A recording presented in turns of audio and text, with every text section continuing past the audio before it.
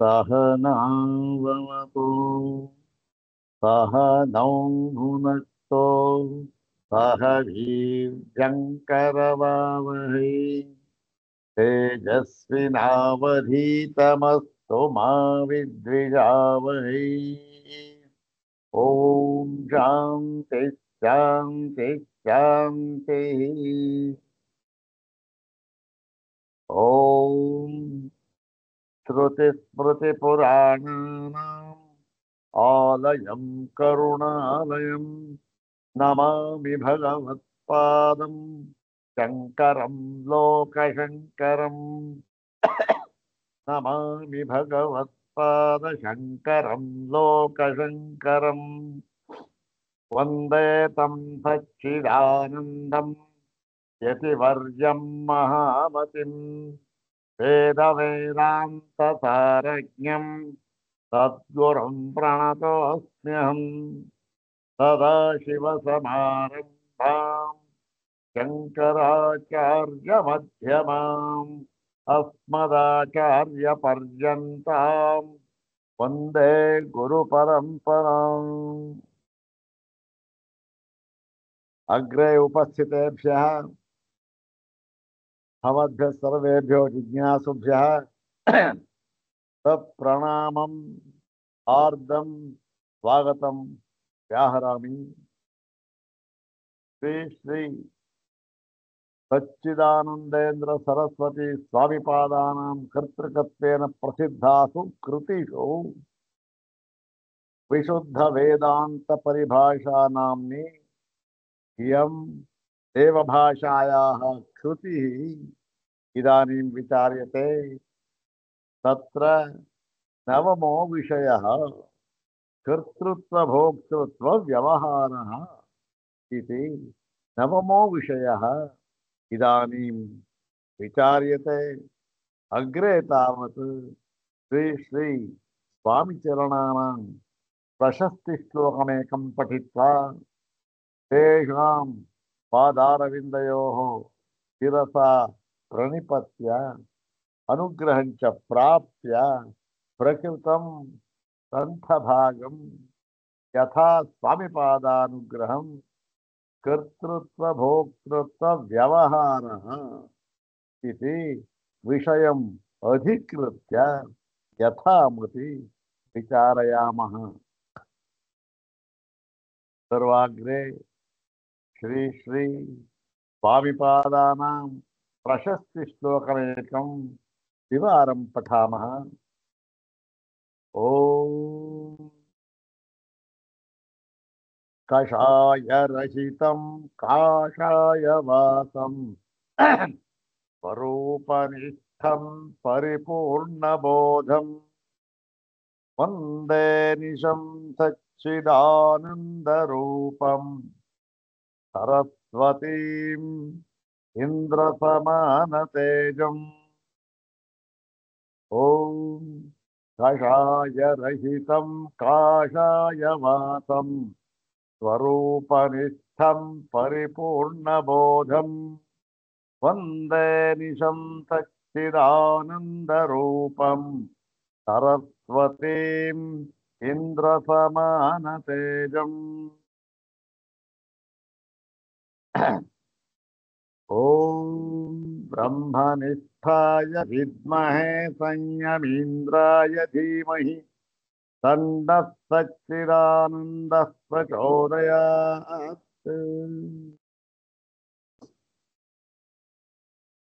सरस्वतीम् ಇಂದ್ರ ಸಮಾನ ತೇಜಂ ಅಂತ ಎರಡು ವಿಶೇಷಣವನ್ನ ಹಾಕಿ ಹೇಳಿದೆ ಪ್ರಶಸ್ತಿ ಶ್ಲೋಕದಲ್ಲಿ. ಸರಸ್ವತಿ ಅಂತ ಅನ್ನುವ ವಿಶೇಷಣ ಹೇಗೆ ಅನ್ವಯವಾಗುತ್ತೆ ಸ್ವಾಮಿಪಾದರವರಿಗೆ ಅಂತಕ್ಕಂಥದ್ದನ್ನ ನಾವು ಪ್ರತ್ಯಕ್ಷವಾಗಿ ನಾವು ಕಾಣ್ತಾ ಇದ್ದೇವೆ ಮತ್ತೆ ಅನುಭವಿಸ್ತಾ ಇದ್ದೇವೆ. ಹೌದು ತಾನೆ? ಹೇಗೆ ಅವರ ಆ ವಾಕ್ಯಗಳು ಮತ್ತೆ ಅನುವಾದದ ಶೈಲಿ ಮತ್ತೆ ಅದರ ಪ್ರಕಾರ ಮತ್ತೆ ಹೇಗೆ ಶಂಕರ ಭಗವತ್ಪಾದರ ಹೃದಯಕ್ಕೆ ಸ್ವಲ್ಪವೂ ಕೂಡ ಘಾಸಿಯಾಗದಂತೆ, ವ್ಯತ್ಯಾಸವಾಗದಂತೆ ಹೇಗೆ ಆ ಒಂದು ಕನ್ನಡ ಭಾಷೆಯಲ್ಲಿ ಅನುವಾದವನ್ನ ಅವರು ಮಾಡಿದ್ದಾರೆ ಎಂಬತಕ್ಕಂಥದ್ದನ್ನ ನಾವೆಲ್ಲರೂ ಕೂಡ ಪ್ರತಿನಿತ್ಯ ಕಾಣ್ತಾನೆ ಇದ್ದೇವೆ. ಸರಸ್ವತಿ ಈಗ ಇಂದ್ರ ಸಮಾನ ತೇಜಂ ಅಂತಕ್ಕಂಥದ್ದನ್ನ ಕೆಲವರು ಏನಂತಾರೆ, ಓಹೋ ಏನ್ರಿ ಇಂದ್ರ ಸಮಾನ ತೇಜಂ ಅಂದ್ರೆ ಏನು? ಅವ್ರು ಕೆಲವರು ಹೇಳ್ತಾರೆ, ಇಲ್ಲ ರೀ, ಒಬ್ಬ ಮನುಷ್ಯ ಇದ್ದಾನೆ, ಆ ಮನುಷ್ಯ ನೋಡಿದ ತಕ್ಷಣವೇ ಏನು ಕಣ್ಣು ಪ್ರಖರವಾಗಿ ಆ ಒಂದು ತೇಜಸ್ಸಿನಿಂದ ಕಣ್ಣು ಬಿಡೋಕೆ ಆಗೋದಿಲ್ಲ, ಕಣ್ಣು ಮುಚ್ಕೊಂಡು ಹೋಗ್ಬಿಡುತ್ತೆ, ಕಣ್ಣು ಬಿಡೋದಕ್ಕೆ ಆಗೋದಿಲ್ಲ ನಿಮಗೆ ಅಂತ ಎಲ್ಲ ಹೇಳ್ತಾರೆ. ಅದಕ್ಕೆ ತಕ್ಕ ಹಾಗೆ ನಾವೆಲ್ಲ ಈ ಟಿವಿ ಮಾಧ್ಯಮ ಅಲ್ಲಿ ಇಲ್ಲಿ ಯಾವ್ದಾದ್ರು ದೇವರ ಪ್ರತ್ಯಕ್ಷ ಆಗ್ಬಿಟ್ರೆ ಅವ್ರು ಕಣ್ಣು ಮುಚ್ಕೊಂಡ್ಬಿಡ್ತಾನೆ, ನೋಡೋದೇ ಇಲ್ಲ. ಹೇಗೆ ಅಷ್ಟೊಂದು ಪ್ರಭೆ ತೇಜಸ್ಸು ಹಾಗೆ ಹೀಗೆ ಅಂತೆಲ್ಲ ಹೇಳ್ತಾರೆ. ಅವೆಲ್ಲ ಏನಂದ್ರೆ ಒಂದು ತರಹದ ಬೇರೆ ಯಾವ ವಿಚಾರದಿಂದಲೂ ಹೇಳ್ತಾ ಇಲ್ಲ, ಉತ್ಪ್ರೇಕ್ಷೆ ಅಷ್ಟೇ. ಈಗ ಒಬ್ಬ ಜ್ಞಾನಿ ಇದ್ದಾನೆ, ಬ್ರಹ್ಮಜ್ಞಾನಿ, ಬ್ರಹ್ಮನಿಷ್ಠ, ಅವನ ಮುಖಾರವಿಂದ ಹೇಗಿರುತ್ತೆ ಅಂದ್ರೆ ಎಲ್ಲ ಒಂದು ಮನುಷ್ಯನ ಶರೀರದ ಅನಾಟಮಿ ಹೇಗಿರ್ಬೇಕೋ ಅದೇ ರೀತಿ ಮುಖಾರವಿಂದ ಇರುತ್ತೆ. ಆದರೆ ಎಲ್ಲ ಮನಃಶಾಸ್ತ್ರಜ್ಞರು ಹೇಳ್ತಕ್ಕಂಥದ್ದೇನು, ನಿಮ್ಮ ಮನಸ್ಸು ಪ್ರಫುಲ್ಲವಾಗಿದ್ದರೆ ಆಗೇನಾಗುತ್ತೆ, ಮುಖವು ಪ್ರಫುಲ್ಲವಾಗಿರುತ್ತೆ. ಮುಖ ಹೇಗಿರುತ್ತೆ ಆ ರೀತಿ ಮನಸ್ಸಿರುತ್ತೆ. Face is the index of mind. ಹೌದಾನೆ? ಮನಸ್ಸಿಗೂ ಮತ್ತೆ ಮುಖಕ್ಕೂ ನೇರವಾದ ಸಂಬಂಧ. ನೋಡಿ, ಒಬ್ಬ ಒಂದು ಮಾತನ್ನ ಹೇಳ್ತಾ ಇದ್ದಾನೆ, ಬಹಳ ಹೊಗಳ್ತಾ ಇದ್ದಾನೆ. ಅವನು ಯಾವ ರೀತಿ ಹೃದಯಾಂತರಾಳದಿಂದ ಹೊಗಳ್ತಾ ಇದ್ದಾನೋ ಅಥವಾ ಈ ಕೇವಲ ನಾಲಿಗೆಯ ತುದಿಯಿಂದ ಮಾತು ಬರ್ತಾ ಇದೆಯೋ ಅನ್ನುವುದು ಅವನ ಮುಖಭಾವದಿಂದಲೇ ಗೊತ್ತಾಗ್ಬಿಡುತ್ತೆ. ಓಹೋ, ಇವನು ಬರೀ ನಾಲಿಗೆಯ ತುದಿಯಿಂದ ಹೇಳ್ತಾ ಇದ್ದ ಅನ್ಕಂಡ್ರಿ, ಇವನು ಏನೋ ಕೆಲಸ ಆಗಬೇಕಾಗಿದೆ ಆದ್ರಿಂದ ಹೇಳ್ತಾ ಇದ್ದಾನೆ ಅಂತ ಗೊತ್ತಾಗ್ಬಿಡುತ್ತೆ. ಒಬ್ಬ ತಾಯಿ ಮಗು ಇದೆ, ಅದನ್ನು ಪ್ರೀತಿ ಮಾಡ್ತಾ ಇರ್ತಾಳೆ, ಪ್ರೀತಿಯ ಮಾತಾಡಿಸ್ತಾಳೆ, ಹೇಗೆ ಎಲ್ಲರಿಗೂ ಗೊತ್ತಾಗುತ್ತೆ ಇದು, ಓಹೋ ಇದು ನಾಲಿಗೆ ತುದಿಯಿಂದ ಬಂದಿದ್ದಲ್ಲ, ಇದು ಅವಳ ಹೃದಯಾಂತರಾಳದಿಂದ ಬಂದಿದ್ದು ಅಂತ. ಯಾಕೆ? ಆ ಮುಖಭಾವ. ಹೌದಾನೆ? ಹಾಗೆ ಅದು ಗೊತ್ತಾಗುತ್ತೆ ಹೊರತು ಇನ್ನೇನು ಬೇರೆ ಕಣ್ಣು ಮುಚ್ಕೊಂಡ್ಬಿಡ್ಬೇಕು, ಆ ದಿವ್ಯವಾದ ಕಣ್ಣು ಹೊಡೆದು ಬಿಡುತ್ತೆ ಕಂಡ್ರೆ ಅವೆಲ್ಲ ಏನು ಇಲ್ಲ. ಪ್ರಸನ್ನವಾದ ಮುಖ ಆಗಿದ್ರೆ ಎಲ್ಲರಿಂದಲೂ ಕೂಡ ನೋಡಲ್ ಪಡ್ತಕ್ಕದ್ದಾಗಿರುತ್ತೆ ಅಷ್ಟೇ. ಮತ್ತೆ ಇಲ್ಲಿ ಇಂದ್ರ ಸಮಾನ ತೇಜಂ ಅಂದ್ರೆ ಏನು ಅರ್ಥ ಅಂತಂದ್ರೆ, ಇವ್ರು ಯಾತಕ್ಕೆ ಹೇಳಿದ್ದಾರೆ, ನೆನ್ನೆ ತಾನೇ ನಾವು ತೈತ್ರಿಯ ಭಾಷ್ಯದಲ್ಲಿ ನೋಡಿದ್ದೆವು. ಏನು ಅಂತಂದ್ರೆ ಆ ಒಂದು ವರುಣ ತನ್ನ ಮಗ ಶಿಷ್ಯ ವಾರುಣಿಗೆ ಬ್ರಹ್ಮವಿದ್ಯೆಯನ್ನೆಲ್ಲ ಹೇಳ್ತಾನೆ. ಹೌದ್ ತಾನೆ? ಯಥೋ ವಾಯುವಾನಿ ಭೂತಾನಿ ಜಾಯಂತೆ ಅಂತ ಹೇಳಿ ಬ್ರಹ್ಮದ ಲಕ್ಷಣವನ್ನು ಹೇಳ್ದ, ಮತ್ತೆ ಅದಕ್ಕೆ ದ್ವಾರವನ್ನು ಹೇಳ್ದ. ಇವನು ಎಲ್ಲ ತಿಳ್ಕೊಂಡ. ಎಷ್ಟಲಿ 5 ಪರ್ಯಾಯಗಳಲ್ಲಿ ತಿಳ್ಕೊಂಡ. 5 ಪರ್ಯಾಯದಲ್ಲಿ ಇವನು ಮಾಡಿದ ಕೆಲಸ ಏನು? ತಪಸ ತಪಸ ತಪಸ. ಇವನು ತಂದೆ ಹೇಳ್ದ ತಪಸ ಬ್ರಹ್ಮ ವಿಜಿಜ್ಞಾಸಸ್ವ ಅಂತ ಅಪ್ಪಣೆ ಮಾಡ್ದ. ಇವನೇನ್ ಮಾಡ್ದ, ಮಗ ಅವನು ಶಿರಸ ವಹಿಸಿ ತಪಸ್ತತ್ವ, ಅವನು ತಪಸ್ಸನ್ನು ತಪ್ಪಿಸಿದನು. ತಪಸ್ಸು ಅಂತಂದ್ರೆ ಏನು? ಶಂಕರ ಭಗವತ್ಪಾದ ಸ್ಪಷ್ಟವಾಗಿ ಬರೀತಾರೆ ಅಲ್ಲಿ. ತಪಸ್ಸು ಅಂತ ಏನು? ಶುದ್ಧಾಂತಃಕರಣನಾಗಿರುವುದು, ಅಂತಃಕರಣವನ್ನ ಪರಿಶುದ್ಧವನ್ನಾಗಿ ಮಾಡಿಕೊಳ್ಳುವುದು. ಅದು ಯಾವುದರಿಂದ ಆಗುತ್ತೆ? ಈ ಸಾಧನ, ಶಮದ ಮಾರಿ ಸಾಧನಗಳು, ಅದರಿಂದ ಆಗುತ್ತೆ. ಮುಂದಕ್ಕೆ ಸಂಬಂಧ. ಹೀಗೆ ಇವನು ಶುದ್ಧಾಂತಃಕರಣನಾದವನು ಮತ್ತೆ ವೇದಾಂತಕ್ಕೆ ಸಂಬಂಧಪಟ್ಟ ಹಾಗೆ ತಪಸ ಅಂತಂದ್ರೇನು? ವಿಚಾರ. ಶುದ್ಧಾಂತಕರಣನಾಗಿ ವಿಚಾರವನ್ನ ಮಾಡಿದರೆ ಸತ್ತಮಸಿ ಎಂಬತಕ್ಕಂಥ ವಾಕ್ಯದ ಅರ್ಥ ತಾನೇ ತಾನಾಗಿ ಆಗುತ್ತೆ ಅಂತ ಹೇಳಿ, ಈ ಶಮದಮಾದಿ ಸಾಧನ ಸಂಪತ್ತಿನಿಂದ ಉಂಟಾಗಿರತಕ್ಕಂತಹ ಆ ಒಂದು ಶುದ್ಧವಾದ ಅಂತಃಕರಣ ಅಂತ ಇದೆಯಲ್ಲ, ಅದರ ಒಂದು ಪ್ರತಿಫಲನೆ ಎಲ್ಲಾಗುತ್ತೆ? ಮುಖದಲ್ಲಿ ಆಗುತ್ತೆ. ಹಾಗಾಗಿ ಅವನು ತೇಜಸ್ಸಿನಿಂದ ಎಲ್ಲರನ್ನೂ ಕೂಡ ಸರ್ವಾನ್ ಅನ್ಯಾನ್ ಅತಿಶೇಷೆ. ಯಾವುದರಿಂದ? ತೇಜಸ. ಅಷ್ಟೇ ಅವನಿಗೆ ಈ ಎಲ್ಲ ಇದೆ. ಶುದ್ಧಾಂತಃಕರಣ,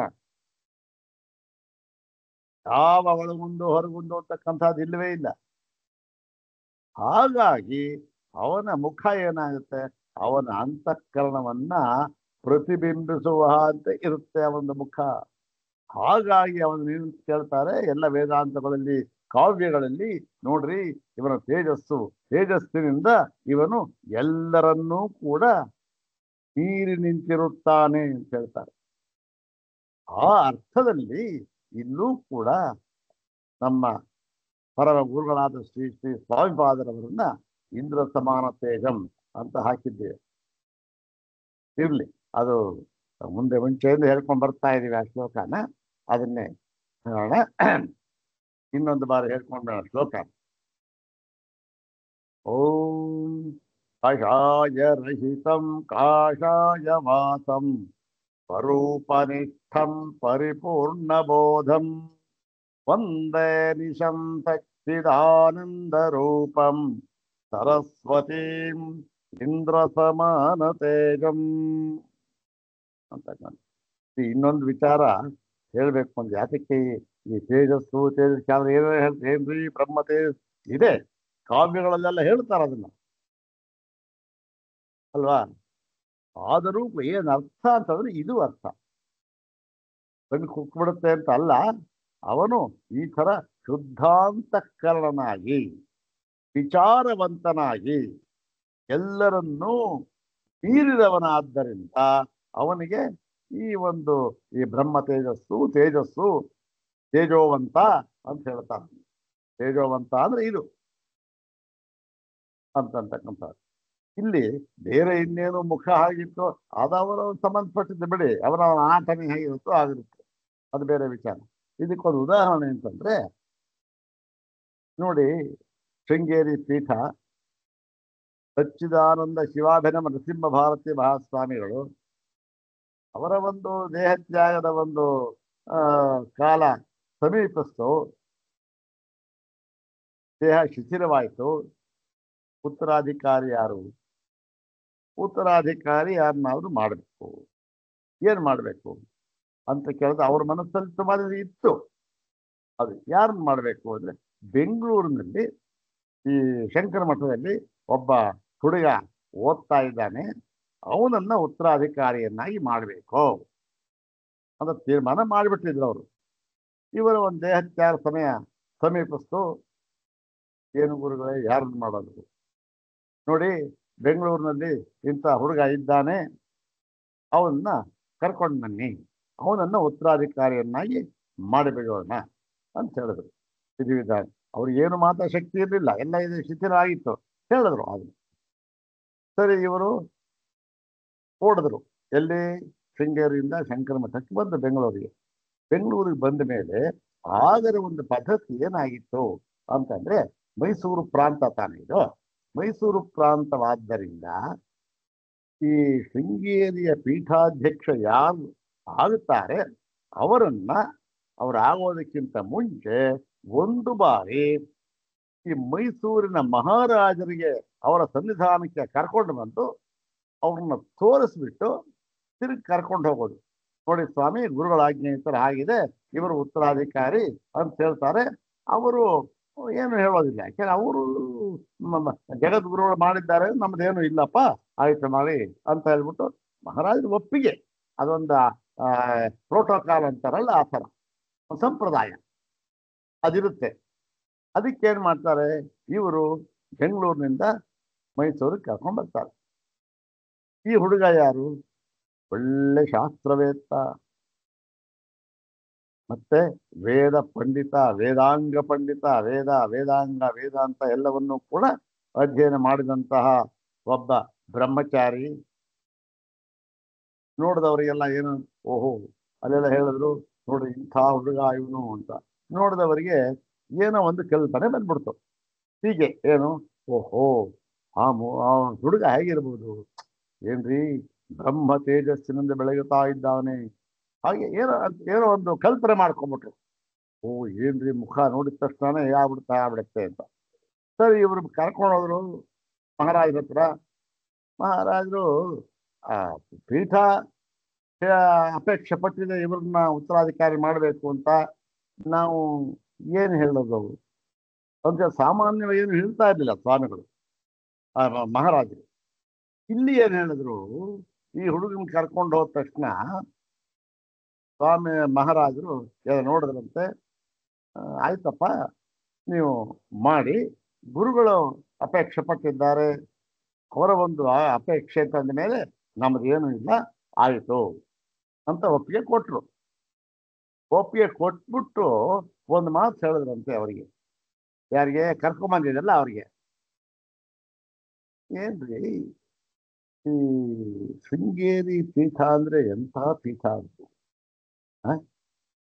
ಯಾಕೋ ಈ ಹುಡುಗನ್ನ ನೋಡಿದ್ರೆ ಏನು ಆ ಪೀಠಕ್ಕೆ ತಕ್ಕವನ ಕಾಣಲ್ರಿ, ಸಣ್ಣಗಿದ್ದಾನೆ, ತುಂಬಾ ಕೃಶ, ಮುಖದಲ್ಲಿ ಏನು ಅಂಥದ್ದೇನು ಅಂತ ಏನು ಆ ಒಂದು ಇದು ಹೊಳಪು ಅಂತಕ್ಕಂಥದ್ದು ಏನು ಇಲ್ಲ, ಏನು ಇಲ್ವಲ್ಲಪ್ಪ ಇವನ ಪೀಠಕ್ಕೆ ಪೀಠದಲ್ಲಿ ಕೂತ್ಕೊಂಡ್ರೆ ಶೋಭಾಯಮಾನವಾಗಿರುತ್ತಾ ಅಂತ ಒಂದು ಅನುಮಾನ ವ್ಯಕ್ತಪಡಿಸ್ಬಿಟ್ಟಂತೆ ಯಾರಿಗೆ ಕರ್ಕೊಂಬಂದಿದ್ದವರಿಗೆ. ಆದ್ರೂ ಕೂಡ ಹೇಳಿದ್ರು, ಇಲ್ಲಪ್ಪ, ನನ್ನ ಒಂದು ಅನಿಸಿಕೆ ಹೇಳಿದ್ರೆ ಅವ್ರಿಗೆ ನೋಡಿದ ತಕ್ಷಣ ಅಷ್ಟೇನೆ ಗುರುಗಳ ಅಪ್ಪಣೆ ಆಗಿದೆ ಅಂತಂದ್ರೆ ನೀವು ಕರ್ಕೊಂಡೋಗಿ ಪೀಠಾಧ್ಯಕ್ಷ ಮಾಡಿ ಅಂತ ಹೇಳಿದ್ರು. ಕರ್ಕೊಂಡೋದ್ರು. ಅಷ್ಟೊತ್ತಿಗೆ ಅವರು ದೇಹತ್ಯಾಗ ಮಾಡುವ ಸಮಯ ಬಂದು ಬಿಟ್ಟಿತ್ತು. ಹೇಳಿದ್ರು, ಏನಾದ್ರು ಚಂದ್ರಶೇಖರ ಭಾರತಿ ಅಂತ ಆ ಒಂದು ಅಭಿಧಾನ ಪಟ್ಟ, ಯೋಗ ಪಟ್ಟವನ್ನ ಕೊಟ್ಟರು, ಇಟ್ಟರು. ಆ ಚಂದ್ರಶೇಖರ ಭಾರತಿಯವರು ಯಾವ ಹುಡುಗನ ಈ ತರ ಹೇಳಿದ್ರು, ಆ ಹುಡುಗ ಜಗದ್ವಿಖ್ಯಾತರಾಗಿದ್ದ. ತಾನೆ ಇವತ್ತು ಕೂಡ ಚಂದ್ರಶೇಖರ ಭಾರತಿ ಮಹಾಸ್ವಾಮಿಗಳು ಅಂದ್ರೆ ಅತ್ಯಂತ ಗೌರವ, ಅವಧೂತ ವರಿಷ್ಠರು ಅವರು. ಮತ್ತೆ ಜ್ಞಾನ ಭಾಗದಲ್ಲೂ ಅಷ್ಟೇನೆ ಯಾವುದಕ್ಕೂ ತಲೆ ಕೆಡಿಸ್ತಾ ಇದ್ದ ಮಹಾತ್ಮರು. ಇಂತಹ ಒಂದು ನೋಡಿ, ಅದು ಯಾಕೆ ಇಷ್ಟೆಲ್ಲ ಅಂದ್ರೆ ಏನೋ ಹಾಗಾಗಿಬಿಡ್ಬೇಕು, ನೋಡಿದ ತಕ್ಷಣ ಆದ್ರಲ್ಲ, ಅವೆಲ್ಲ ಏನೂ ಇಲ್ಲ. ಆದರೆ ಅವರು ಈ ಒಂದು ಗುಣ ಅಂತ ಏನಿದೆ, ಇದರಿಂದ ಅವರು ಎಲ್ಲರನ್ನೂ ಮೀರಿಸಿ ಬಿಡುತ್ತಾರೆ. ಆದ್ದರಿಂದ ಅವರಿಗೆ ಈ ತರ ಒಂದು ಹೇಳ್ತಾರೆ ಅಷ್ಟೇ, ಇನ್ನೇನಿಲ್ಲ.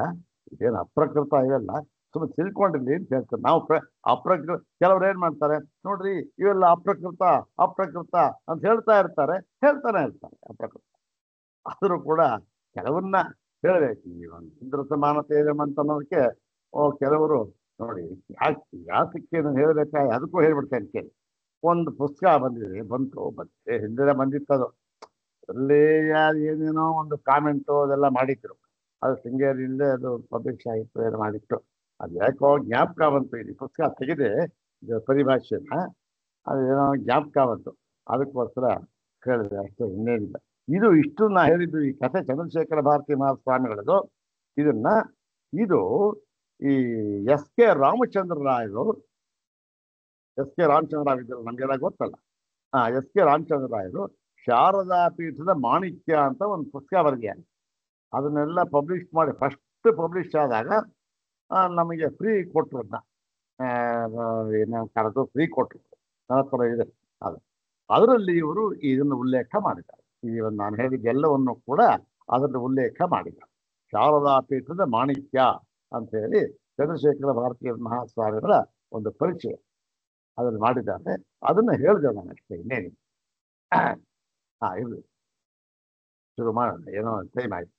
ಅಥ ಶ್ರೀ ಶ್ರೀ ಸಚ್ಚಿದಾನಂದೇಂದ್ರ ಸರಸ್ವತಿ ಸ್ವಾಮಿ ಪಾದೈ ಪ್ರಣೀತ ವಿಶುದ್ಧ ವೇದಾಂತ ಪರಿಭಾಷಾ. ಓಂ ಅವಾಚ್ಯಮಪ್ರಮೇಯಂಚ ಕಾರ್ಯಕಾರಣವರ್ಜಿತಂ ನಿಷ್ಕ್ರಿಯಂ ನಿಷ್ಕಲಂ ಶಾಂತಂ ಆತ್ಮಾನಮನುಸಂದಧೆ.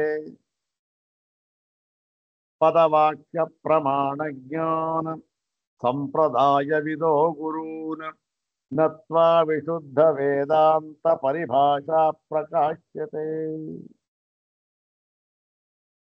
ಅಥ ನವಮೋ ವಿಷಯಃ ಕರ್ತೃತ್ವ ಭೋಕ್ತೃತ್ವ ವ್ಯವಹಾರ.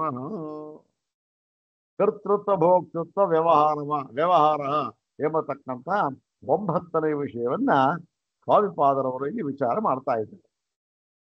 ಇದರಲ್ಲಿ ಈ ವಿಷಯದಲ್ಲಿ ಏನು ವಿಶೇಷವಿಲ್ಲ. ಯಾಕೆಂದ್ರೆ ಇಲ್ಲಿಯವರೆಗೆ ಹೇಳ್ತಕ್ಕಂಥ ಹೇಳಿದ ಎಲ್ಲ ವಿಷಯಗಳೂ ಕೂಡ ಏನಾಗಿದೆ, ಎಲ್ಲ ವ್ಯವಹಾರಗಳು ಕೂಡ ಆ ವ್ಯವಹಾರ ಅಂತಕ್ಕಂಥದ್ದು ಯಾವ ರೀತಿಯಾಗಿದೆ, ಅದೇ ನಿಜವಾಗ್ಲೂ ವ್ಯವಹಾರವೇ ಅಥವಾ ಇನ್ನೇನಾದ್ರೂ ವ್ಯವಹಾರ ಭಾಸ ಅಂತಲೇ ಅಥವಾ ವ್ಯವಹಾರ ಇಲ್ಲ ಅಂತಲೇ, ಹೇಗೆ ಇದು ವ್ಯವಹಾರ ಅಂದ್ರೆ ಅದನ್ನೆಲ್ಲ ಹೇಳ್ಕೊಂಡು ಬಂದಿದ್ರು. ಇಲ್ಲೂ ಕೂಡ ಅದನ್ನೇ ಹೇಳ್ತಾ ಇದ್ದಾರೆ. ಆದರೆ ಇಲ್ಲಿ ಒಂದು ವಿಶೇಷ ಏನಪ್ಪ ಅಂತಂದ್ರೆ ನೋಡಿ, ಬೇರೆ ಎಲ್ಲ ವ್ಯವಹಾರಗಳನ್ನು ಕೂಡ ಈ ಒಂದು ಆಧ್ಯಾಸಿಕ ಅಥವಾ ಆವಿದ್ಯಕ ಅಂತ ಇಟ್ಕೊಳ್ಬಹುದು. ನಮಗೇನು ಅಷ್ಟೊಂದು ಕಷ್ಟ ಆಗೋದಿಲ್ಲ, ಹೌದ್ ತಾನೆ? ಯಾಕೆಂದ್ರೆ ಕಪ್ಪೆ ಚಿಪ್ ನೋಡ್ದ ಬೆಳ್ಳಿ ಅಂತ ತಿಳ್ಕೊಂಡ, ಹಗ್ಗ ನೋಡ್ದ ಹಾವು ಅಂತ ತಿಳ್ಕೊಂಡ, ಚಂದ್ರನ್ ನೋಡ್ದ ಪಕ್ಕದಲ್ಲಿ ಇನ್ನೊಂದು ಚಂದ್ರ ಇದ್ದಾರೆ ಅನ್ಕೊಂಡ. ಇವೆಲ್ಲ ಏನಾಗುತ್ತೆ, ಆಧ್ಯಾಸಿಕ ತಪ್ಪು ತಿಳುವಳಿಕೆ ಅವಿದ್ಯೆಯಿಂದ ಎತ್ತಿ ಹಾಕಲ್ಪಟ್ಟಿದ್ದು ಇವೆಲ್ಲ ಅಂತ ಅನ್ನೋದನ್ನ ಹೇಳಿದ್ರೆ ನಮ್ಗೆ ಅರ್ಥವಾಗ್ಬಿಡುತ್ತೆ. ಹಿಂದಿನ ವಿಚಾರವೆಲ್ಲ ಅದಿತ್ತು. ಇಲ್ಲಿ ಏನಾಗಿದೆ, ಆಚಾರ್ಯರು ಶಂಕರ ಭಗವತ್ಪಾದರು ಈ ಕರ್ತೃತ್ವ ಭೋಕ್ತೃತ್ವ ವ್ಯವಹಾರವನ್ನೂ ಕೂಡ ಆಧ್ಯಾಸಿಕ ಅಂತ ಹೇಳಿದ್ರು. ಸರ್ವೇ ವ್ಯವಹಾರ ಹೋಗ್ತಾರೆ. ಈ ಕರ್ತೃತ್ವ ಭೋಕ್ತೃತ್ವ ವ್ಯವಹಾರವೂ ಆಧ್ಯಾಸಿಕ ಆದರೆ ಒಂದು ಸ್ವಲ್ಪ ನಮಗೆ ಬುದ್ಧಿಮತ್ತೆ ಇರುತ್ತೆ, ಕಷ್ಟ ಆಗ್ಬಿಡುತ್ತೆ. ಯಾಕೆಂದ್ರೆ ನೋಡಿ, ಎದುರುಗಡೆ ಇರ್ತಕ್ಕಂಥ ವಸ್ತು ಆಧ್ಯಾಸಿಕ ಒಪ್ಕೊಳ್ಳೋಣ, ಆವಿದ್ಯಕ ಒಪ್ಕೊಳ್ಳೋಣ. ಆದರೆ ನಾನೇ ಆವಿದ್ಯಕ ಅನ್ಕೊಂಡ್ಬಿಟ್ರೆ, ಅಲ್ಲ ಸ್ವಾಮಿ, ನಾನೇ ತಿಳಿತಕ್ಕಂಥವನು, ಅದು ಆಧ್ಯಾಸಿಕವೋ ಅಥವಾ ವಸ್ತುಭೂತವೋ ಅಂತಕ್ಕಂಥದ್ದನ್ನ ತಿಳಿಯತಕ್ಕಂಥವನು ಯಾರು? ನಾನು ಆಧ್ಯಾಸಿಕ ಅಂತ ಆಗ್ಬಿಟ್ರೆ ಹೇಗೆ? ಅದು ಅಲ್ಲದೆ ನಾನು ಆಧ್ಯಾಸಿಕ ಅಂತ ಆದ್ರೆ ಆ ಒಂದು ಜ್ಞಾನಕ್ಕೆ ಬೆಲೆ ಏನು ಬೆಲೆ ಇದೆ? ಎಲ್ಲ ಮಾಯ, ಎಲ್ಲ ಹೋಗುತ್ತೆ ಬಿಡ್ರಿ. ಅಂದ್ರೆ ಮಾಯಾವಿ ಎಲ್ಲಿ ಹೋಗ್ತಾನ್ರಿ? ಎಲ್ಲಿ ಹೋಗಲ್ಲ. ಮಾಯಾವಿನೂ ಮಾಯಾ ಅಂತ ಆಗ್ಬಿಟ್ರೆ ಅಲ್ಲಿಗೆ ಆ ಮಾಯಕ್ಕೆ ಇದೇ ಇಲ್ಲ, ಅರ್ಥವೇ ಇಲ್ಲ, ಹಾಗಾಗ್ಬಿಡುತ್ತೆ. ಹಾಗೆ ಇಲ್ಲಿ ಕರ್ತೃವಿಗೆ ಕ್ರಿಯೆಗೆ ಕರ್ತೃ ಯಾರು ಇದಾರಲ್ಲ, ಅವನು ಕೂಡ ಆಧ್ಯಾತ್ಮಿಕ ಅಂದ್ಬಿಟ್ರೆ ಹೇಗೆ? ಇದು ಸ್ವಲ್ಪ ಕಷ್ಟ. ಆಮೇಲೆ ಯಾರು ಕರ್ತೃವಾಗ್ತಾನೋ ಅವನು ಭೋಕ್ತವಾಗಬೇಕು. ಕರ್ತೃತ್ವ ಭೋಕ್ತೃತ್ವ ನೋಡಿ, ಇದಕ್ಕೆ ನಾನು ಕರ್ತ, ಆದ್ದರಿಂದ ನಾನು ಇದಕ್ಕೆ ಭೋಕ್ತೃವು ಆಗುತ್ತೇನೆ ಮುಂದೆನೋ ಇವಾಗ ಯಾವ ಕಾರಣ ಅಂತಕ್ಕಂಥ ವ್ಯವಹಾರ ಇಟ್ಕೋಬೇಕು. ಇದನ್ನು ಕೂಡ ಆಧ್ಯಾತ್ಮಿಕ ಆದ್ರೆ ಹೇಗೆ ಅಂತನ್ನು ವಿಚಾರ ಮಾಡ್ತಾ ಏನ್ ಹೇಳಿದ್ರು, ಹೌದು ಇದು ಕೂಡ ಏನಾಗಿದೆ, ಆ ಹಿಂದೆ ಹೇಳಿದ ಎಲ್ಲ ವ್ಯವಹಾರಕ್ಕಿಂತ ಭಿನ್ನವಾಗಿ ಇಲ್ಲ, ಇದು ಕೂಡ ಆಧ್ಯಾತ್ಮಿಕವೇ. ಮತ್ತೆ ಹೇಗೆ ಅಂತಂದ್ರೆ ನೋಡಿ, ಎಲ್ಲ ವ್ಯವಹಾರಗಳು ಕೂಡ ಏನಾಗಿದೆ, ಅವಸ್ಥೆಯೊಳಗೆ ಆಗಬೇಕಾಗಿದೆ, ಹೌದ್ ತಾನೆ?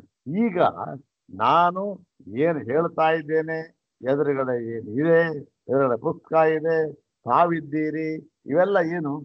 ಇವೆಲ್ಲ ಏನು? ಜಾಗೃತಿನಲ್ಲಿ ನಡೀತಾ ಇರ್ತಕ್ಕಂಥ ವ್ಯವಹಾರ. ಜಾಗೃತಿನಲ್ಲಿ ನಡೀತಾ ಇರ್ತಕ್ಕಂಥ ವ್ಯವಹಾರ ಅಂತ ಅಂದಮೇಲೆ ನಾನು ಬೇರೆ, ಇಲ್ಲಿ ನನಗಿಂತ ಭಿನ್ನವಾಗಿರ್ತಕ್ಕಂಥ ಪದಾರ್ಥ ಇದೆಯಲ್ಲ, ಇದೆಲ್ಲ ಅವು ಬೇರೆ ಅಂತ ಹೇಳಕ್ಕಾಗತ್ತಾ? ಜಾಗೃತಿನೊಳಗೆ ವ್ಯವಹಾರ ಅಂದ್ರೆ ನಾನು ಸೇರಿ ಜಾಗೃತಿನ ವ್ಯವಹಾರಕ್ಕೆ ಬಂದ್ಬಿಡ್ತೇನೆ. ಹೌದಾನೆ? ಯಾಕೆ ಅಂದ್ರೆ ಈ ಜಾಗೃತಿ ನಾನು ನಾನು ಅಂತ ಏನು ವ್ಯವಹಾರ ಇವಾಗ ಮಾಡ್ತಾ ಇದ್ದೇನೋ, ಆ ನಾನು ಕೇವಲ ಜಾಗೃತಿಗೆ ಮಾತ್ರ ಮೀಸಲಾಗಿದ್ದೇನೆ ಹೊರತು ಎಲ್ಲಿದೆ ಆ ಇದು ಯಾವುದು ಆ ಸ್ವಪ್ನಾವಸ್ಥೆಗೆ ಅಲ್ಲಿ ಏನು ನನ್ನ ಅಧಿಕಾರ ಇಲ್ಲವೇ ಇಲ್ಲ. ಯಾರಿಗೆ? ಈ ನಾನು ಅವನಿಗೆ. ಹೌದಾನೆ? ಹಾಗಾಗಿ ಅದೇನಾಗಿದೆ, ಇದೂ ಕೂಡ ಈ ನಾನು ಅಂತಕ್ಕಂಥದ್ದು ಸೇರಿ ಎಲ್ಲ ವ್ಯವಹಾರವು ಜಾಗೃತಿಗೆ ಸೀಮಿತವಾಗಿರುವುದರಿಂದ ಜಾಗೃತಿನಲ್ಲಿ ತೋರ್ತಾ ಇರತಕ್ಕಂಥ ವ್ಯವಹಾರ ಆಧ್ಯಾತ್ಮಿಕ ಅಂತ ಆದ್ಮೇಲೆ ನಾನು ಆಧ್ಯಾತ್ಮಿಕವೇ, ನಾನು ಕರ್ತೃತ್ವ ಆಧ್ಯಾತ್ಮಿಕ ಅಂತ ಅನ್ನೋ ಮಾತನ್ನ ಇದು ಹಿಂದೆ ಹೇಳಿದ್ರು. ಈಗ ಮುಂದುವರಿಯೋಣ. ಇದು ಇದಾಯ್ತು, ಸ್ವಲ್ಪ ಜಾಸ್ತಿ ಆಯ್ತು. ಪ್ರತಿದಿನ ಇದೇ ಹೇಳ್ತಾ ಇರೋದಾಗಿದೆ, ಜಾಸ್ತಿ ಆಯ್ತು. ಏನು ಇನ್ಮೇಲೆ ಹೇಳೋದಿಲ್ಲ.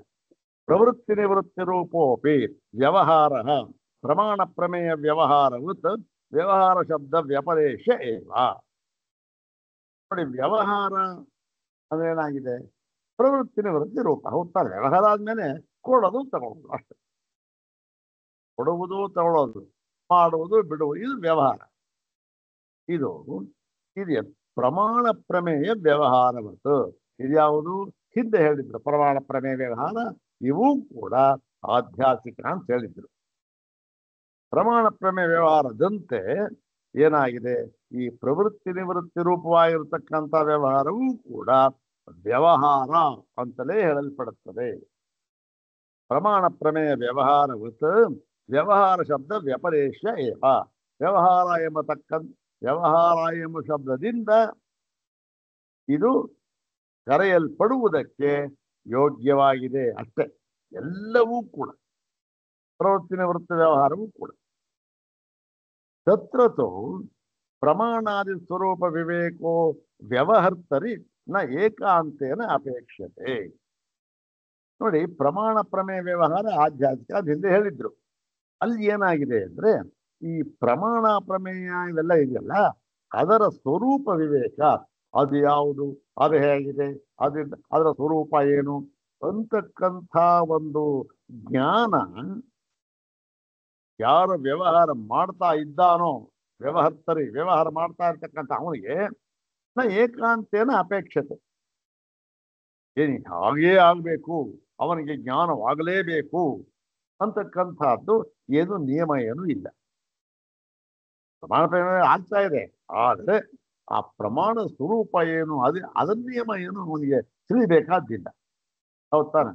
ನಾನು ಕಣ್ಣೆಂಬ ಪ್ರಮಾಣದಿಂದ ಈ ಒಂದು ಪುಸ್ತಕವನ್ನು ತಿಳಿಯುತ್ತಿದ್ದೇನೆ ಅಂದ್ರೆ ನನಗೇನು ಒಂದು ಕಣ್ಣಿನ ವಿಜ್ಞಾನ, ಏನು ಕಣ್ಣಿನ ಡಾಕ್ಟರ್ ಅದೇನು ಬೇಕಾಗಿಲ್ಲ ನನಗೆ. ಅಷ್ಟೇ, ಕಣ್ಣು ಕಾರಣ ಅಷ್ಟೇ. ನನಗೆ ಏನು ಅಲ್ಲಿ ಅದನ್ನ ಹೇಳಿ ವ್ಯವಹಾರ ಹೇಳಿದೆ. ವ್ಯವಹರ್ತರ ಏಕಾಂತೇನ ಅಪೇಕ್ಷತೆ ಯತಃ ಪಶ್ವಾದಿಸ್ವಪಿ ತಾದೃಶ ಪ್ರತ್ಯಕ್ಷಾದಿ ವ್ಯವಹಾರ ಉಪಲಭ್ಯತೆ. ನನಗೆ ಆ ಪ್ರಮಾಣ ಸ್ವರೂಪ ನೋಡಿ, ಇಂಥದ್ದು ಇದು ಯಾವ್ದ್ರಿ, ಇದು ಪ್ರತ್ಯಕ್ಷ ಪ್ರಮಾಣ, ಇದು ಅದರ ಸ್ವರೂಪ ಏನು, ಅದು ಯಾವುದು ಬೇಕಿಲ್ಲ, ವ್ಯವಹಾರ ಆಗ್ತದೆ. ಯಾಕೆ ಬೇಕಿಲ್ಲ ಅಂತಂದ್ರೆ ಪಶ್ವಾದಿಗಳು ಕೂಡ ಈ ವ್ಯವಹಾರವನ್ನು ಮಾಡ್ತಾ ಇದೆ. ಅದಕ್ಕೆ ಏನಾದ್ರು ಗೊತ್ತಾಗತ್ತಾ? ಓಹೋ, ನಾನು ಇದನ್ನ ಪ್ರತ್ಯಕ್ಷ ಪ್ರಮಾಣದಿಂದ ಅರಿಯುತ್ತಿದ್ದೇನೆ, ನಾನು ಓಹೋ ಅಲ್ಲಿ ಏನು ನನಗೆ ಆ ತೊಂದರೆ ಇದೆ ಅನ್ನುವುದನ್ನ ಅನುಮಾನ ಪ್ರಮಾಣದಿಂದ ಅರಿಯುತ್ತಿದ್ದೇನೆ ಅಂತ ಏನಾದ್ರು ಜ್ಞಾನ ಇದೆಯಾ? ಏನಿಲ್ಲ. ಅಲ್ಲಿ ಏನೋ ಒಂದು ಬೆಂಕಿ ಹೊಗೆ ಕಾಣಿಸ್ತು, ಇಲ್ಲಿ ಹಸು ಇತ್ತು, ಓಡ್ಬಿಡ್ತು. ಅದಕ್ಕೆ ಅದ್ರ ಏನು ಗೊತ್ತಿಲ್ಲ, ಯಾವ ಅನುಮಾನ ಏನು ಗೊತ್ತಿಲ್ಲ. ಅದೇನು ಬೇಕಾಗಿಲ್ಲ. ಯಾಕೆ? ಪಶುಗಳಿಗೂ ಅದಿದೆ, ಇವ್ರಿಗೂ ಅಷ್ಟೇ. ನಚತೆ ಪ್ರಮಾಣಾದಿ ವಿವೇಕಪೂರ್ವಕಂ ಪ್ರವರ್ತಂತೆ ನಿವರ್ತಂತೆ ವಾ. ಅವುಗಳು ಯಾವ ಪಶುವಾದಯ, ಆ ಪಶುಗಳು ಪ್ರಮಾಣಾದಿ ವಿವೇಕಪೂರ್ವಕಂ, ಓ ಪ್ರಮಾಣವೇ ಮುಂತಾದ ವಿವೇಕ ನೋಡಿ, ಇದು ಪ್ರಮಾಣ, ಇದು ಪ್ರಮೇಯ, ನಾನು ಪ್ರಮಾತ್ರವಾಗಿದ್ದೇನೆ ವಿವೇಕಾದ ವಿಂಗಡಣೆ, ಅದನ್ನೆಲ್ಲ ತಿಳ್ಕೊಂಡು ವ್ಯವಹಾರ ಏನು ಮಾಡೋದಿಲ್ಲ. ಏವಂ ಚ ಯಥಾ ಲೋಕೆ ಅವ್ಯುತ್ಪನ್ನಾನಾಮಿವ ವ್ಯುತ್ಪತ್ತಿ ಮತಾಮಪಿ ಮಿಥ್ಯಾಜ್ಞಾನ ಪುರಸ್ಸರ ಪ್ರವೃತ್ತಿ ನಿವೃತ್ತಿ ವ್ಯವಹಾರೋ ರಾಗದ್ವೇಷ ಪ್ರಯುಕ್ತ. ಇದೇ ರೀತಿ ಹೇಗೆ ಲೋಕದಲ್ಲಿಯೂ ಕೂಡ ನಮಗೆ ಕಂಡು ಬರ್ತಾ ಇದೆ. ಅವ್ಯುತ್ಪನ್ನಾನಾಮಿವ, ವ್ಯುತ್ಪನ್ನ ಅಂದ್ರೆ ಅದನ್ನ ತಿಳ್ಕೊಂಡಿರ್ತಕ್ಕಂಥವನು, ವಿಚಾರವನ್ನು ತಿಳ್ಕೊಂಡಿರ್ತಕ್ಕಂಥವನು, ಗೊತ್ತಿರ್ತಕ್ಕಂಥವನು. ಜ್ಞಾನಿ ಅಂದ್ರೆ ಈ ಪರಮಾರ್ಥ ಜ್ಞಾನ ಅಲ್ಲ, ಆ ವಿಷಯವಾದ ಜ್ಞಾನ ಉಳ್ಳವನು ಅವನು ಏನಂದ್ರೆ ಅವ್ಯುತ್ಪನ್ನಾನಾಮಿವ ಅಂದ್ರೆ ಅಜ್ಞಾನಿಗಳಂತೆ ವ್ಯುತ್ಪತ್ತಿ ಮತಾಮಪಿ, ಜ್ಞಾನಿಯೂ ಕೂಡ ಏನ್ ಮಾಡ್ತಾನೆ? ಮಿಥ್ಯಾಜ್ಞಾನ ಪುರಸ್ಸರ ಪ್ರವೃತ್ತಿ ನಿವೃತ್ತಿ ವ್ಯವಹಾರ, ಪ್ರವೃತ್ತಿ ನಿವೃತ್ತಿ ವ್ಯವಹಾರ ಇವನು ಅಷ್ಟೇ. ಎಲ್ಲವನ್ನೂ ಕೂಡ ನೋಡಿ, ಒಬ್ಬ ವ್ಯಾಕರಣ ಪಂಡಿತ ಎಲ್ಲವನ್ನು ಪ್ರಮಾಣ ಪ್ರಮೇಯ ಇದು ಲಕ್ಷಣಶಾಸ್ತ್ರ ಎಲ್ಲ ಓದ್ಬಿಟ್ಟಿದ್ದಾನೆ. ಅವನು ಕೂಡ ಏನ್ ಮಾಡ್ತಾನೆ? ಅವನು ಕೂಡ ಒಬ್ಬ ಅಜ್ಞ, ಅವನು ಕೂಡ ಅದೇನೋ ತೊಂದರೆ ಆಗ್ತಾ ಇದೆ ಅಂದ್ರೆ ಓಡ್ತಾನೆ, ಇವನು ಓಡ್ತಾನೆ. ಇಬ್ಬರಿಗೂ ಏನು ವ್ಯತ್ಯಾಸ ಇಲ್ಲ. ವ್ಯುತ್ಪತ್ತಿ ಮತಾಮಪಿ, ಯಾರವತ್ತು ಅವ್ಯುತ್ಪನ್ನಾನಾಮಿವ, ಆ ಅಜ್ಞಾನಿ ಅಂತ ಇವನು ಕೂಡ ಏನ ಮಿಥ್ಯಾಜ್ಞಾನ ಪುರಸ್ಸರ, ಮಿಥ್ಯಾಜ್ಞಾನದಿಂದ ಕೂಡಿಕೊಂಡವನಾಗಿ ಅದನ್ನೇ ಮುಂದೆ ಮಾಡಿಕೊಂಡು, ಪುರಸ್ಸರ ಮುಂದೆ ಮಾಡಿಕೊಂಡು ಪ್ರವೃತ್ತಿ ನಿವೃತ್ತಿ ವ್ಯವಹಾರ. ಈ ಪ್ರವೃತ್ತಿ ಅಂದ್ರೆ ಅದಕ್ಕೆ ಮುಂದುವರಿಯೋದು ಅಥವಾ ಹಿಂಜರಿಯೋದು, ನಿವೃತ್ತಿ. ಹೇಗೆ? ರಾಗ ದ್ವೇಷ ಪ್ರಯುಕ್ತ. ರಾಗ ಇತ್ತು ಅಂದ್ರೆ ಮುಂದುವರಿತಾರೆ, ದ್ವೇಷ ಅಂದ್ರೆ ಹಿಂದಕ್ಕೆ ಹೋಗ್ತಾನೆ. ಏವಂ ಇದು ಲೌಕಿಕ ವ್ಯವಹಾರ ಆಯ್ತು. ಇದಕ್ಕೆ ಉದಾಹರಣೆ ಕೊಟ್ಟಿದ್ದಾಳೆ ಎಲ್ಲಿ? ಅಧ್ಯಾಸ ವಾಕ್ಯದಲ್ಲಿ. ಯಥಾ ದಂಡೋದ್ಯತಕರಂ ಪುರುಷಂ ಅಭಿಮುಖಮುಪಲಭ್ಯ ಮಾಂ ಹಂತುಮಯಮಿಚ್ಛತೀತಿ ಪಲಾಯಿತುಮಾರಭಂತೆ. ಅದು ಪಶು. ಇವನು ಮತ್ತೆ ಯಥಾ ಖಡ್ಗೋದ್ಯತಕರಾನ್ ಬಲವತ ಉಪಲಭ್ಯ ತಾನ್ ಪ್ರತಿ ನಿವರ್ತಂತೆ ತದ್ವಿಪರೀತಂ ಪ್ರತಿ ಪ್ರವರ್ತಂತೆ. ಏನು ಕತ್ತಿ ಹಿಡ್ಕೊಂಡು ಏನೋ ಆಯುಧ ಹಿಡ್ಕೊಂಡು ಓಡ್ ಬರ್ತಾ ಇದ್ದಾನೆ, ಹೆದರ್ಕೊಂಡು ಓಡ್ತಾನೆ ಇವನು. ಹಸು ಅದು ಅಷ್ಟೇ, ಅವನು ಕೋಲ್ ಹಿಡ್ಕೊಂಡು ಬರ್ತಾ ಇದ್ದಾನೆ, ಹತ್ತಿಸ್ಕೊಂಡು ಓಡ್ತಾ ಇದ್ದಾನೆ. ಇಬ್ಬರು ವ್ಯವಹಾರ ಸಮಾನವಾಗಿರ್ತಕ್ಕಂಥದ್ದು ಅಂತ ಹೇಳಿ ಮಿಥ್ಯಾಜ್ಞಾನ ಪುರಸ್ಸರವಾಗಿಯೇ ನಡೀತಕ್ಕಂಥದ್ದು, ಆಧ್ಯಾತ್ಮಿಕವಾಗಿಯೇ ನಡೆಯತಕ್ಕಂಥ ವ್ಯವಹಾರ ಇದು ಅಂತ ಹೇಳಿ ಇದೇ ರೀತಿ ಲೌಕಿಕ ವ್ಯವಹಾರ ಆಯ್ತಿದೆ. ಇದೇ ರೀತಿ ಏವಂ ಶಾಸ್ತ್ರೀಯೇಶ್ವಪಿ ವ್ಯವಹಾರೇಷು, ಶಾಸ್ತ್ರೀಯ ವ್ಯವಹಾರದಲ್ಲಿಯೂ ಕೂಡ ವಸ್ತು ಸ್ವರೂಪ ವಿವೇಕ ಅಭಾವ ನಿಬಂಧನ ಮಿಥ್ಯಾಜ್ಞಾನ ನಿಮಿತ್ತ. ನೋಡಿ ಎಂತ ಒಳ್ಳೆ ಪದ ಹಾಕ್ಬಿಟ್ಟು ಸ್ವಾಮಿಪಾದ. ವಸ್ತು ಸ್ವರೂಪ ವಿವೇಕ ಅಭಾವ ನಿಬಂಧನ ಮಿಥ್ಯಾಜ್ಞಾನ ನಿಮಿತ್ತ ಏವ. ಒಳ್ಳೆ ಯಜ್ಞ ಮಾಡ್ತಾ ಇದ್ದಾನೆ ಸೋಮಯಾಗ, ಅಲ್ಲೂ ಕೂಡ ಏನಾಗಿದೆ? ವಸ್ತು ಸ್ವರೂಪ ವಿವೇಕ ಅಭಾವ. ವಸ್ತು ಸ್ವರೂಪವನ್ನ ವಿಂಗಡಿಸಿ ಇದು ಹೀಗೆ ಅದು ಹಾಗೆ ಎಂಬುದಾಗಿ ವಿಂಗಡಿಸಿ ತಿಳಿದುಕೊಳ್ಳದೇ ಇರುವುದು ಅಭಾವ, ತಿಳಿದುಕೊಳ್ಳದೇ ಇರುವುದು ಎಂಬುದಕ್ಕೆ ಕಟ್ಟು ಬಿದ್ದು ಏನಾಗಿದೆ? ಮಿಥ್ಯಾಜ್ಞಾನ ನಿಮಿತ್ತ ಏವ. ಅಂದ್ರೆ ಯಾವುದೋ ಮಿಥ್ಯಾ ಜ್ಞಾನದಿಂದ, ಮಿಥ್ಯಾರೂಪವಾದ ಜ್ಞಾನದಿಂದ ಅಂದ್ರೇನು? ಸಮ್ಯಜ್ಞಾನಕ್ಕೆ ವಿರೋಧವಾಗಿರ್ತಕ್ಕಂಥದ್ದು ಅಂತ ಅರ್ಥ. ಮಿಥ್ಯಾಜ್ಞಾನ ಅಂದ್ರಷ್ಟೇ. ಮಿಥ್ಯಾಜ್ಞಾನ ಏನು? ಸಮ್ಯಜ್ಞಾನಕ್ಕೆ ವ್ಯತಿರಿಕ್ತವಾಗಿರ್ತಕ್ಕಂಥದ್ದು ಮಿಥ್ಯಾಜ್ಞಾನ. ಯಾಕೆ? ಸಮ್ಯಜ್ಞಾನ ಆಗಿಲ್ಲ.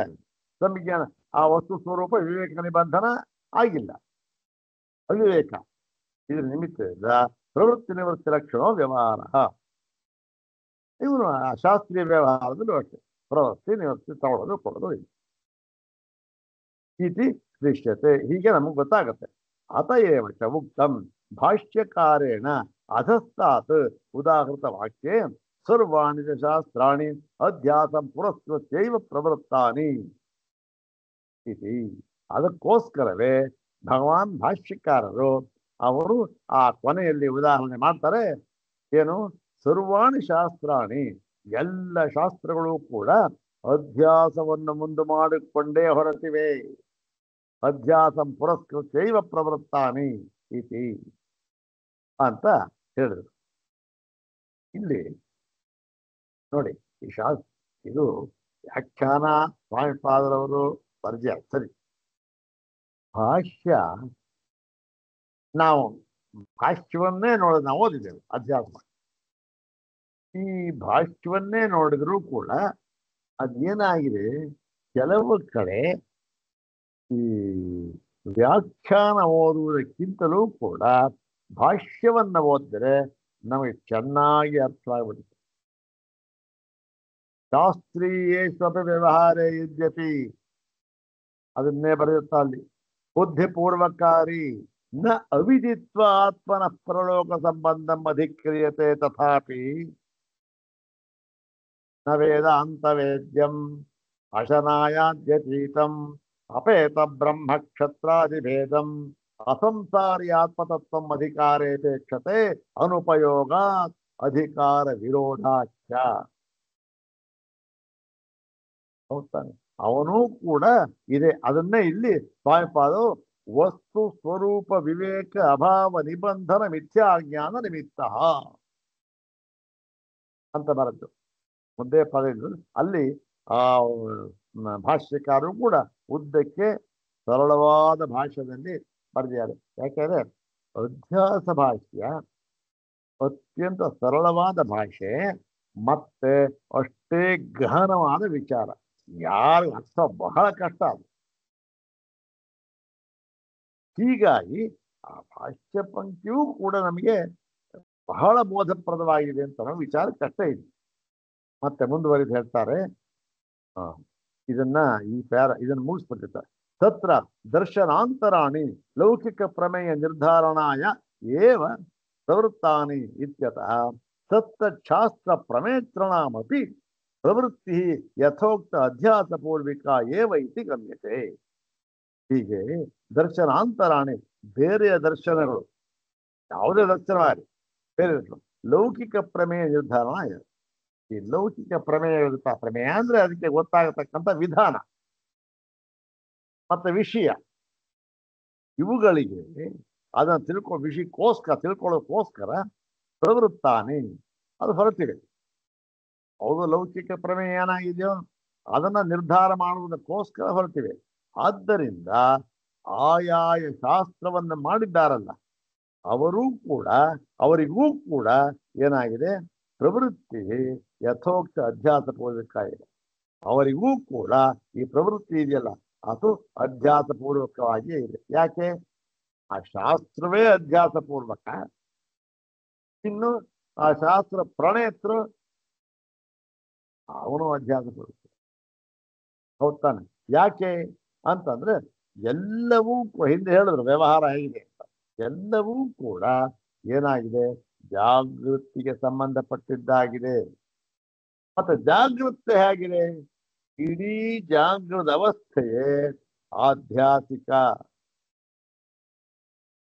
ಅಂತ ಹೇಳಿದ ಮೇಲೆ ಜಾಗೃತದಲ್ಲಿ ಬರ್ತಕ್ಕಂಥ ಇವನು ಅಷ್ಟೇ, ಇವ ಅಂತ ಹೇಳಿದ್ರೆ ನಾನು ಅಂತ ಹೇಳ, ನಾನು ಅಷ್ಟೇ, ಮತ್ತೆ ಮತ್ತೊಂದು ಅಷ್ಟೇ, ಎಲ್ಲವೂ ಕೂಡ ಆಧ್ಯಾತ್ಮಿಕ ಅಂತ ಆಯ್ತು ಮಾತು. ವೇದಸ್ಯತೋ ವಿಧಿ ನಿಷೇಧ ಲಕ್ಷಣಸ್ಯ ತಾವತ್ ಯಥಾ ಪ್ರಸಿದ್ಧಮೇವ ಕ್ರಿಯಾಕಾರಕ ಫಲ ಸಂಬಂಧ ಅಸ್ತಿತ್ವ ಉಪಾದಾಯ ಇಷ್ಟಾನಿಷ್ಟ ಫಲ ಪ್ರಾಪ್ತಿ ಪರಿಹಾರ ಸಾಧನಂ ವಿದದತೋ ನ ಅಪ್ರಾಮಾಣ್ಯ ಪ್ರಸಕ್ತಿ. ಮತ್ತೆ ಇನ್ನು ಇದಕ್ಕೆ ಅಪ್ರಾಮಾಣ್ಯ, ಪ್ರಮಾಣವಿಲ್ಲ ಅಂತಕ್ಕಂಥದ್ದು ಏನೂ ಇಲ್ಲ ಶಾಸ್ತ್ರಕ್ಕೆ, ವೇದಕ್ಕೆ.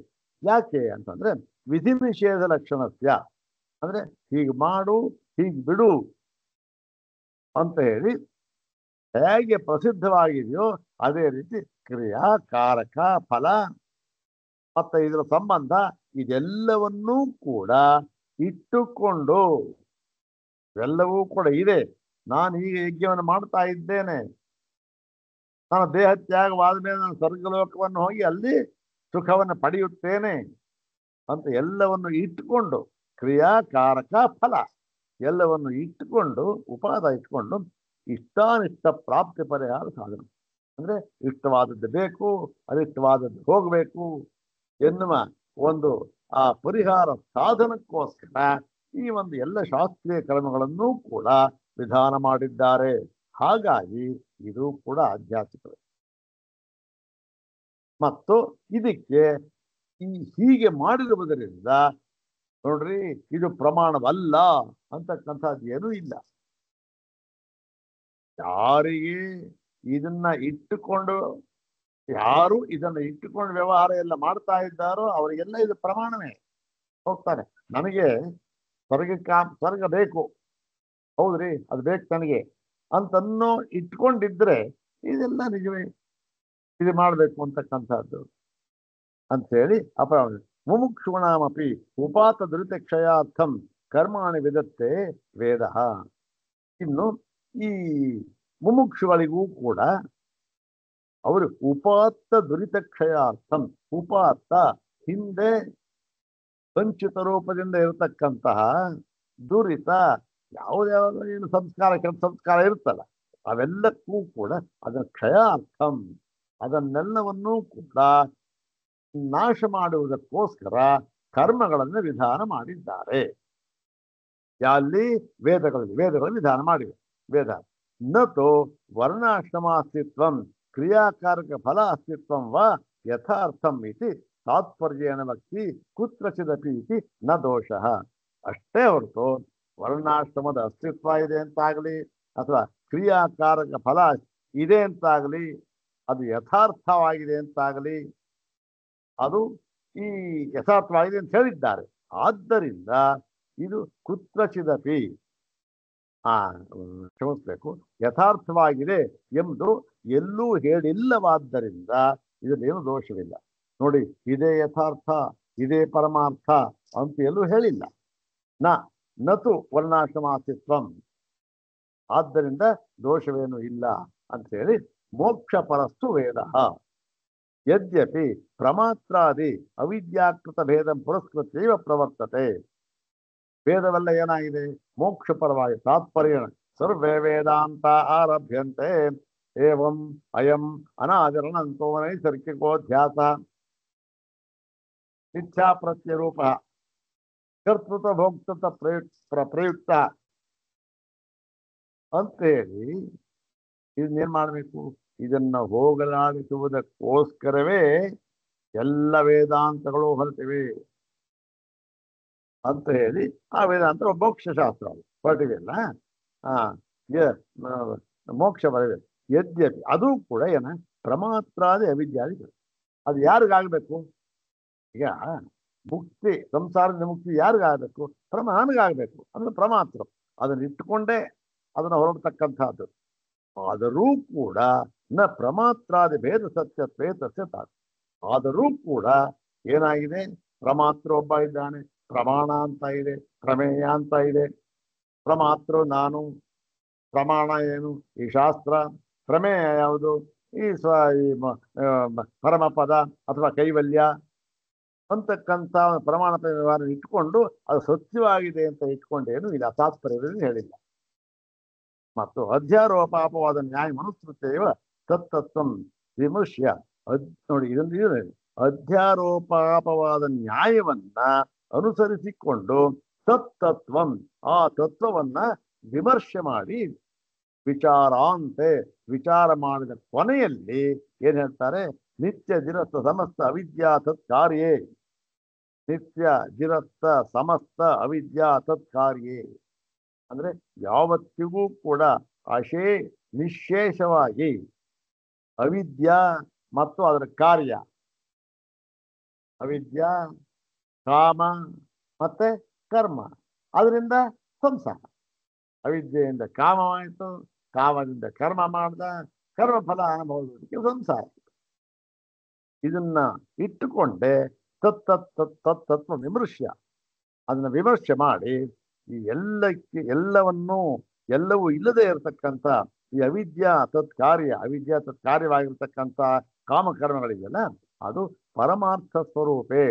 ಅದು ಯಾವುದು ಇಲ್ಲದ ನಿತ್ಯ ನಿರಸ್ತ ಸಮಸ್ತ ಎಲ್ಲ ಇದ್ರೂ ದೂರವಾಗಿರ್ತಕ್ಕಂಥ ಪರಮಾರ್ಥ ಸ್ವರೂಪದಲ್ಲಿ ಜಿಜ್ಞಾಸುವನ್ನ ವ್ಯವಸ್ಥಾಪಯತಿ. ಇದದ್ದು ವಿಶೇಷ. ಇದು ಕೂಡ ಆಧ್ಯಾತ್ಮಿಕವೇ. ಯಾವುದು? ಶಾಸ್ತ್ರ ಓದಬೇಕು, ಭಾಷ್ಯ ಓದಬೇಕು, ಕೃತಾರ್ಥನಾಗಬೇಕು ಅನ್ನೋದು ಆಧ್ಯಾತ್ಮಿಕವೇ. ಆದರೂ ಕೂಡ ಏನಾಗಿದೆ, ಇದು ಆ ಒಂದು ಸ್ಥಾನದಲ್ಲಿ ಪರಮ ಪದದಲ್ಲಿ ನಮ್ಮನ್ನು ತೆಗೆದುಕೊಂಡು ಹೋಗಿ ಪ್ರತಿಷ್ಠಾಪನೆ ಮಾಡುತ್ತದೆ. ಆದ್ದರಿಂದ ಇದು ಏನು, ಇದು ಮಾಡಬೇಕು, ಇದು ವಿಶೇಷ. ಇದು ಆಧ್ಯಾತ್ಮಿಕವೇ. ಶಾಸ್ತ್ರ ಓದಬೇಕು ಮಾಡಬೇಕು ಅಂತ ಅನ್ನೋದು ಮೋಕ್ಷಶಾಸ್ತ್ರ ಆದರೂ ಕೂಡ ವಿಶೇಷ. ಇದು ಕರ್ಕೊಂಡು ಹೋಗಿ ನಮ್ಮನ್ನ ಅಲ್ಲಿ ಪ್ರತಿಷ್ಠಾಪನೆ ಮಾಡುತ್ತೆ ಅಂತಕ್ಕಂಥ ವಿಶೇಷ. ಎಂದು ಮುಂದಿನ ಭಾಗದಲ್ಲಿ ನೋಡೋಣ. ಓಂ ಶಾಂತಿ ಶಾಂತಿ ಶಾಂತಿ. ಓಂ ತತ್ಸತ್.